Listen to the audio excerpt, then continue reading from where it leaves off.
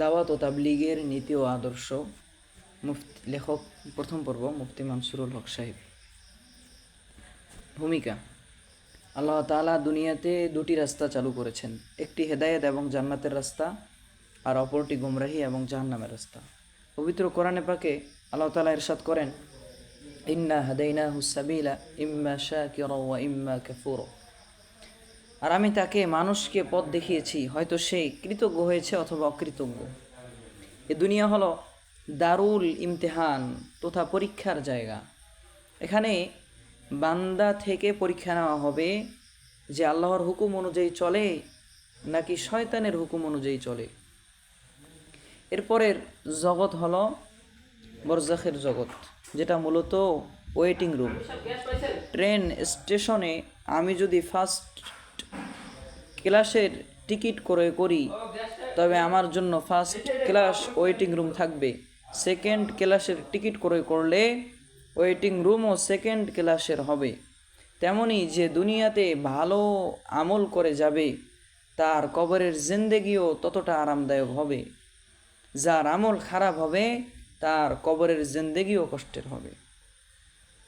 আলমে বরজখের পর আসবে ফলাফল প্রকাশের দিন।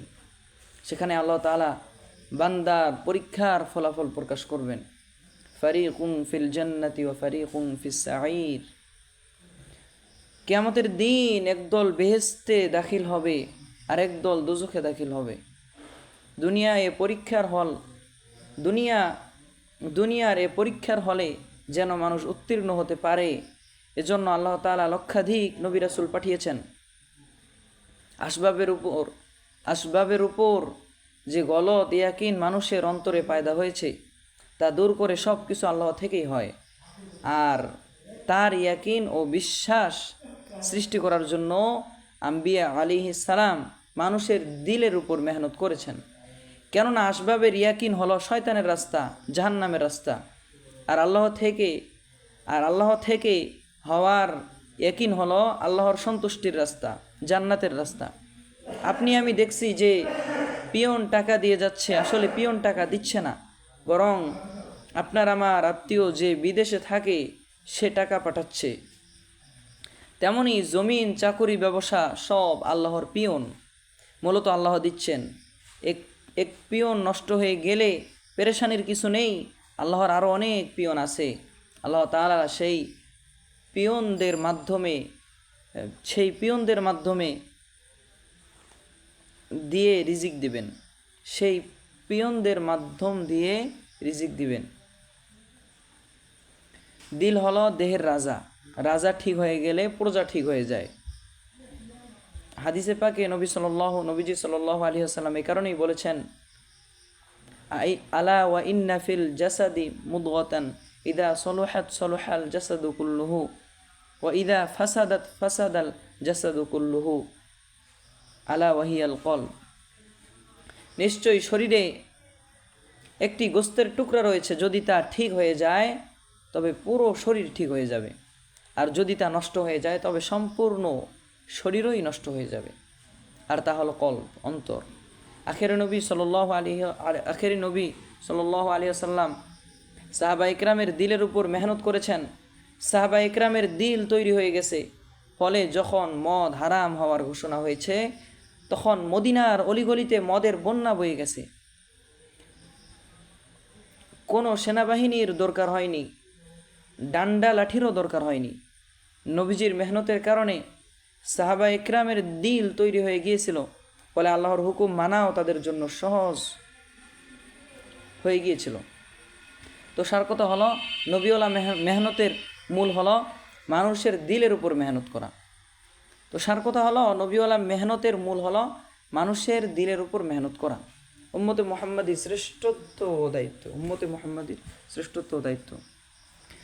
আমাদের ভাগ্য বড় ভালো, নবীওয়ালা সেই মেহনতের জিম্মাদারি বিনা দরখাস্তে আমাদের দিয়ে দেওয়া হয়েছে। আমাদের ভাগ্য বড় ভালো, নবীওয়ালা সেই মেহনতের জিম্মাদারি বিনা দরখাস্তে আমাদের দিয়ে দেওয়া হয়েছে। হারুন আলাইহিস সালামের জন্য হযরত মুসা আলাইহিস সালামের দরখাস্ত করতে হয়েছিল। আমাদেরকে বিনা দরখাস্তে শেষ নবীর উম্মত হিসেবে নবীওয়ালা মেহনত দেওয়া হয়েছে।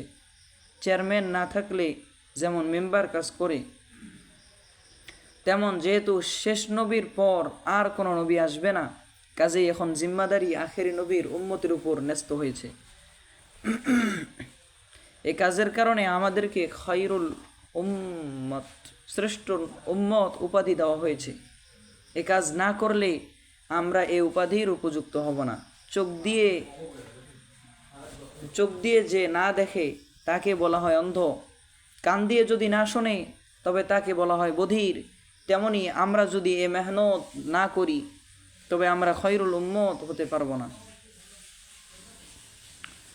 উত্তম উম্মত হতে পারবো না। কাজেই দাওয়াতের এ কাজ আমাদের জন্য করা আবশ্যক।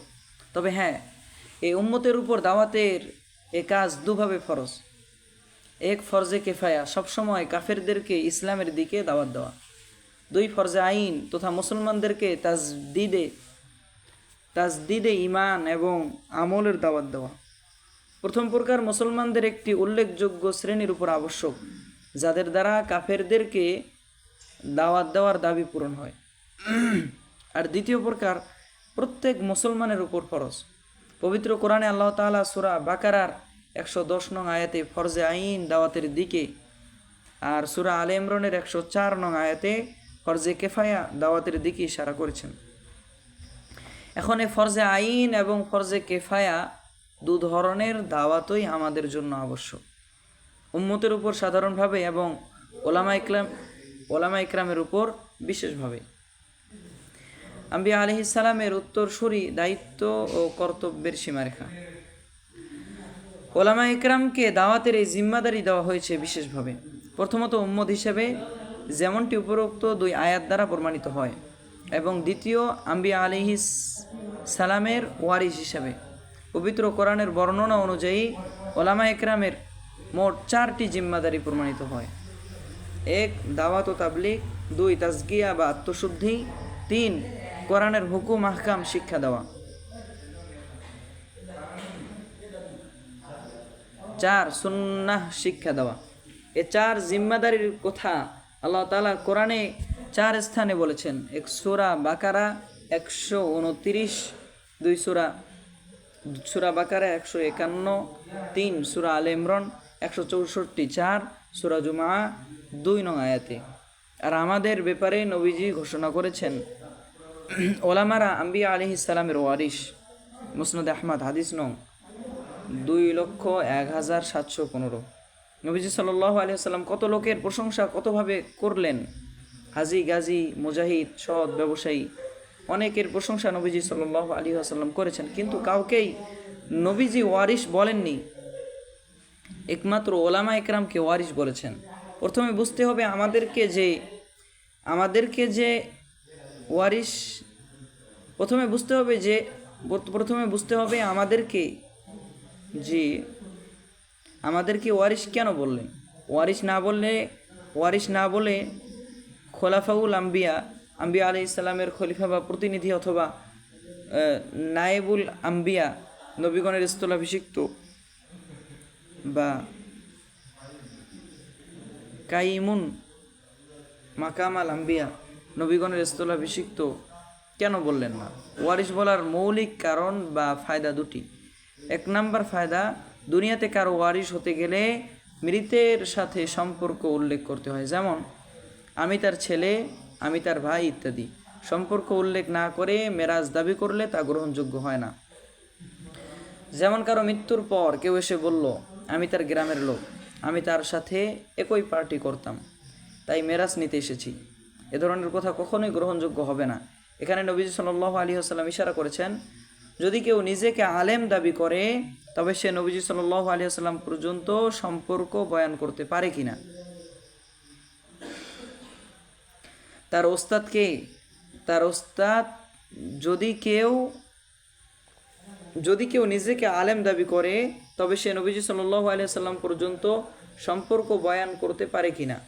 তার ওস্তাদকে এভাবে আমি মুহাম্মদুর রাসূলুল্লাহ সাল্লাল্লাহু আলাইহি ওয়াসাল্লাম পর্যন্ত সে সম্পর্ক বয়ান করতে পারি কিনা, এটা আগে তালাশ করতে হবে। আলহামদুলিল্লাহ, আমরা নবীজি সাল্লাল্লাহু আলাইহি ওয়াসাল্লাম পর্যন্ত আমাদের সম্পর্ক বয়ান করতে পারবো, কেননা আমাদের ওস্তাদগণ তাদের সনদ তাদের থেকে নিয়ে ইমাম বুখারী রহমতুল্লাহ আলী পর্যন্ত বয়ান করে দিয়েছেন। আর ইমাম বুখারী রহমতুল্লাহ আলী থেকে নিয়ে নবীজি সাল্লাল্লাহু আলাইহি সাল্লাম পর্যন্ত সনদ তো বুখারীতেই উল্লেখ আছে। একই কথা মুসলিম শরীফ সহ অন্যান্য হাদিসের কিতাবের ব্যাপারে প্রযোজ্য। তো ওয়ারিশ বলার একটা ফায়দা এটা হয়ে গেল যে রাসূল সাল্লাল্লাহু আলাইহি সাল্লাম উম্মতকে নিষেধ করলেন যে কেউ নিজেকে আলেম দাবি করলেই তোমরা তার বয়ান শুনবে না, বরং আগে দেখো যে তার সনদ আছে কিনা। এর দ্বারা মওদুদি, জাকির নায়েক প্রমুখ সবাই বাদ পড়ে গেছে, কেননা তাদের কারো কোনো সনদ নেই।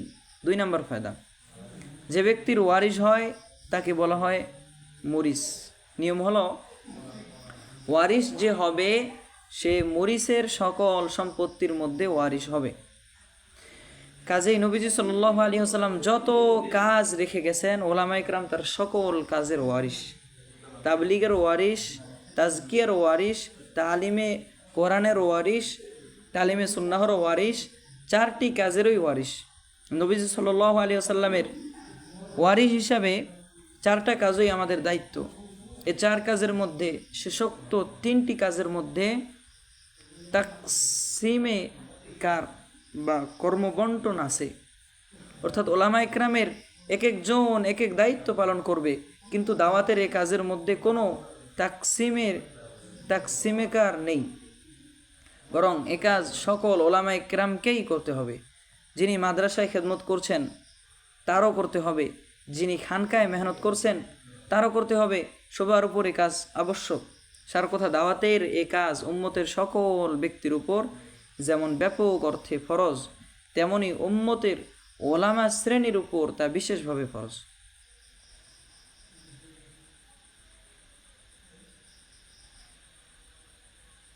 কাজেই ওলামায়ে কেরামকেও এ কাজ করতে হবে,